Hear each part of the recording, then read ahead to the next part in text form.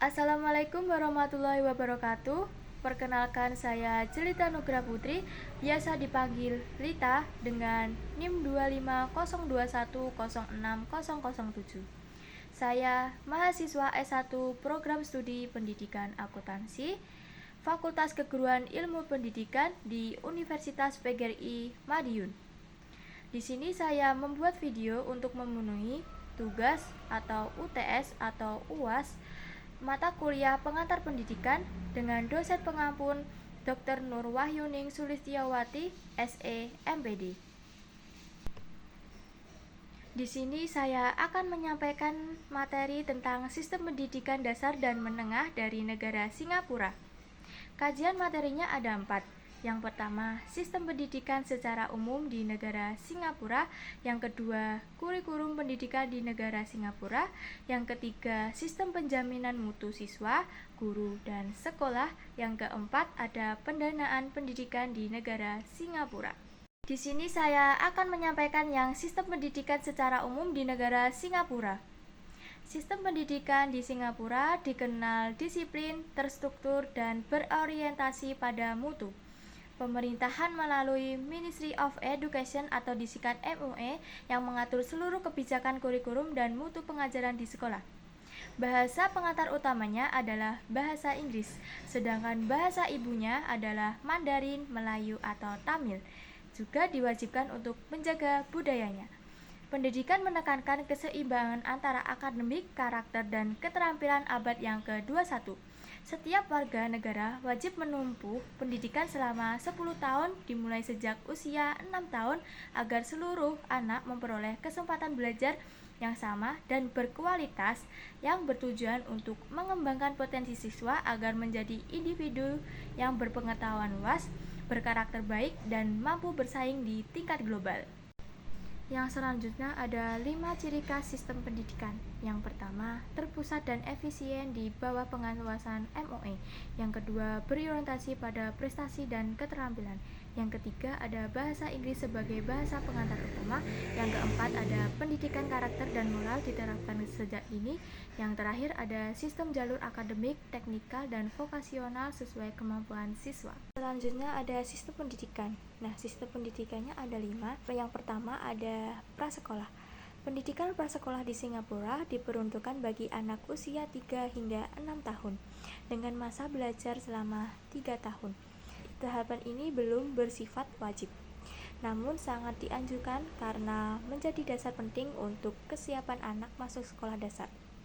Fokus pembelajarannya meliputi kemampuan dasar seperti membaca, menulis, dan berhitung, serta mengembangkan sikap disiplin, kerjasama, dan rasa tanggung jawab.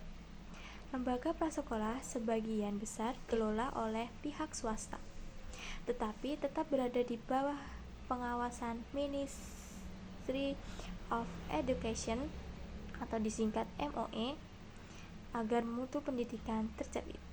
Yang kedua, ada sekolah dasar atau primary school. Anak-anak masuk sekolah dasar pada usia sekitar 6 tahun dan belajar selama 6 tahun. Pendidikan ini wajib bagi seluruh warga negara Singapura. 6 tahun tersebut dibagi menjadi 2 tahap, yaitu Foundation Stage Primary 1-4 dan Orientation Stage Primary 5-6. Pada jenjang ini, siswa belajar mata pelajaran seperti bahasa Inggris, bahasa Mandarin, Melayu, dan Tamil, matematika, sains, dan pendidikan moral, seni, dan pendidikan jasmani. Di akhir pendidikan dasar, siswa mengikuti ujian nasional PSLE, yaitu Primary School Leaving Examination, untuk menentukan jalur pendidikan di tingkat menengah. Yang selanjutnya ada sekolah menengah atau biasa disebut sebagai secondary school. Nah, setelah lulusan PSLE itu, siswa melanjutkan ke sekolahan menengah pada usia 12 hingga 13 tahun dengan lama belajar 4 hingga 5 tahun. Yang selanjutnya ada sekolah menengah atau biasa disebut sebagai secondary school. Nah, setelah lulusan PSLE itu, siswa melanjutkan ke sekolahan menengah pada usia 12 hingga 13 tahun dengan lama belajar 4 hingga 5 tahun. Nah, tergantung jalur yang diambil. Terdapat 3 jalur utama, yaitu jalur ekspres, jalur normal akademik, dan normal teknikal. Nah, jalur ekspres ini berlangsung 4 tahun dan berakhir dengan ujian GCO 0 level. Nah, sedangkan jalur normal akademik dan normal teknikal berlangsung 5 tahun. Pembelajaran di tingkat ini mencakup matematika, sains, bahasa Inggris, teknologi. Setelah menyelesaikan sekolah menengah, siswa dapat melanjutkan ke jenjang pra-universitas sesuai minat dan tujuan karakter. Jalur junior college ini ditempuh selama 2 tahun dan mempersiapkan siswa untuk ujian sebagai syarat masuk universitas. Sementara itu, jalur politeknik berlangsung selama 3 tahun dengan fokus pada keterampilan terapan di bidang bisnis. Bagi siswa yang ingin mendalami keahlian praktis, tersedia Institute of Technical Education dengan masa studi 2 hingga 3 tahun yang menyiapkan lulusan siap kerja. Yang kelima, ada perguruan tinggi atau universitas. Nah, jenjang pendidikan tertinggi di universitas dimulai pada usia 18 tahun ke atas dengan masa belajar sekitar 3 hingga 5 tahun, tergantung program studinya. Nah, pendidikan tinggi di Singapura menekankan penguasaan ilmu pengetahuan, riset, inovasi, serta kemampuan profesional. Beberapa universitas ternama di negara di antara lain National University of Singapore atau disingkat NUS. Nah, di sini saya akan menjelaskan kajian materi yang kedua, yaitu kurikulum dan tujuan kurikulum di Singapura. Nah, kurikulum pendidikan di Singapura dirancang oleh Ministry of Education yang disingkat sebagai MOE untuk mengembangkan siswa secara menyeluruh. Tidak hanya cerdas secara akademik, tetapi juga memiliki karakter, keterampilan sosial, dan kemampuan abad ke-21. Struktur kurikulum bersifat terpusat, namun fleksibel, agar bisa disesuaikan dengan kemampuan siswa di setiap jenjang pendidikan. Yang selanjutnya ada tujuan kurikulum. Nah, tujuan kurikulum di pendidikan Singapura adalah untuk mengembangkan potensi siswa secara menyeluruh agar menjadi individu yang cerdas, mandiri, dan bertanggung jawab. Kurikulum ini juga menanamkan nilai normal dan semangat kebangsaan, membekali siswa dengan kemampuan berpikir kritis serta kreatif, menyiapkan mereka menghadapi dunia kerja atau pendidikan lanjutan, dan mendorong semangat belajar sepanjang hayat agar mampu beradaptasi dengan perkembangan zaman sekarang. Selanjutnya ada struktur kurikulum. Nah, struktur kurikulum ini ada 5 yang tadi saya udah jelaskan tadi. Nah, ini tuh kayak berfokus pada apa gitu kan. Nah, yang pertama itu ada prasekolah. Nah, prasekolah ini berfokus untuk kemampuan dasar seperti membaca, menulis, berhitung, dan pengembangan sosial dan emosional.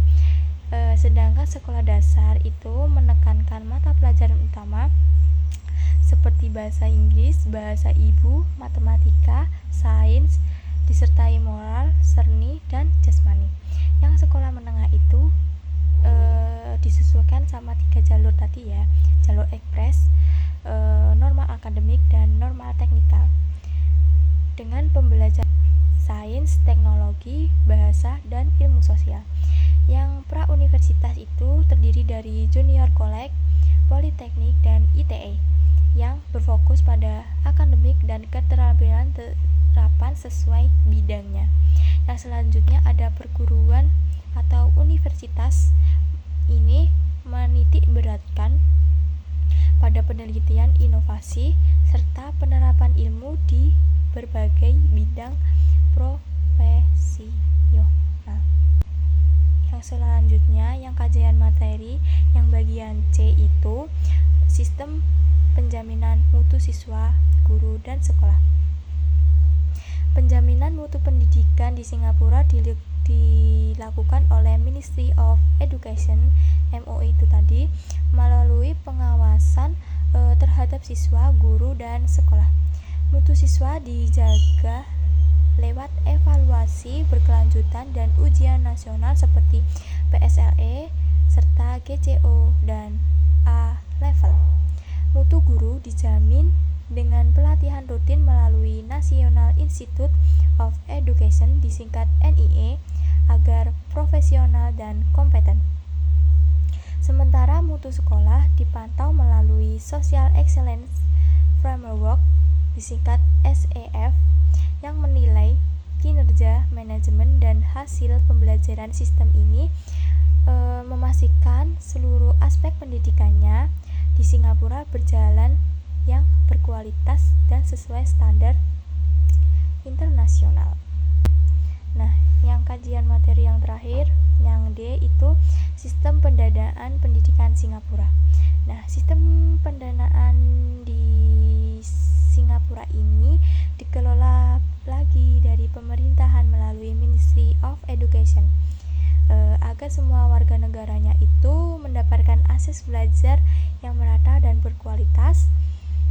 Pendidikan dasar dan menengah di sekolah negeri sebagian besar dibiayai oleh pemerintah, sehingga biayanya itu lebih rendah bagi warga Singapura. Untuk pendidikan tinggi, pemerintahan menyediakan sebagai subsidi, beasiswa, dan pinjaman pendidikan. Itu kayak bisa meringankan biaya kuliah di universitas dan politeknik gitu. Terus yang sekolah swasta itu tetap diawasi oleh Ministry of Education tadi ya, namun dikelolanya itu mandiri. Sedangkan pemerintahan juga bekerja sama dengan sektor industri untuk mendukung riset, pelatihan, dan program magang dengan sistem pendanaan ini. Singapura mampu menjaga pendidikan tetap terjangkau, merata, dan berkualitas tinggi bagi seluruh masyarakat. Sekian penjelasan dari saya tentang materi pendidikan secara umum di negara Singapura. Semisal ada yang ditanyakan, boleh ditanyakan di kolom komentar ya. Bye bye. Saya akhiri. Wassalamualaikum warahmatullahi wabarakatuh.